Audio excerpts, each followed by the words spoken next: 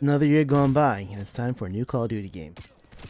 This time around, we're kicking back to the Black Ops side of the franchise with Call of Duty Black Ops Cold War.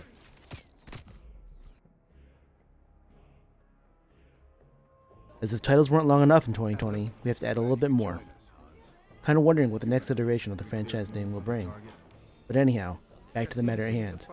Cold War's campaign. Because you all know, we only play Call of Duty for specifically just the campaign. We brought enough. Pleasure doing business with you, Hans. Just kidding. But even so, the campaign was actually really enjoyable. At the start of the game, you create your own character, and you get to assign special characteristics/passive traits to your character. Besides the traits, you build your backstory by assigning places of birth, skin tone, gender, and even military background. Given the alias of Bell, you're integrated into a special group of agents led by Adler to do the dirty work that can't be traced back to the US. Each mission that you go on, there's intel on the level to help you with other missions. This has definitely brought out the OCD adventure of me, needing to explore the entirety of the maps and find every little piece of intel. Which reminds me, I'm going to have to go back and replay a few levels, do a little more exploring. Cold War has added a lot of breaks in between missions, to really flesh out characters and their bonds between one another. A welcome addition to the gameplay, especially since Call of Duty games tend to concentrate more on multiplayer rather than campaigns.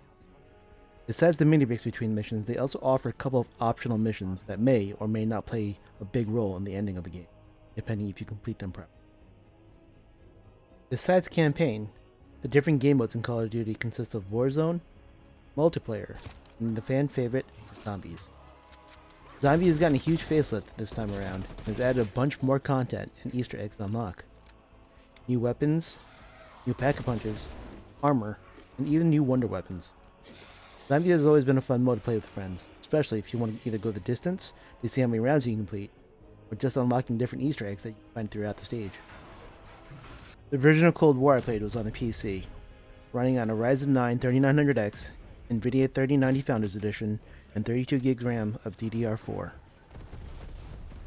Keep in mind, being able to play Cold War in max settings is really easily achievable, but even only playing at 1080p at maxed out settings, the game just had some graphical issues. Textures weren't rendering, graphical glitches were occurring randomly. This didn't happen in just campaign mode, but also inside the multiplayer mode as well. You would think there wouldn't be as many glitches in a Call of Duty game, especially with so much time that they've had working on it, especially in multiplayer. But then again, it is 2020, so I don't think you should be too surprised.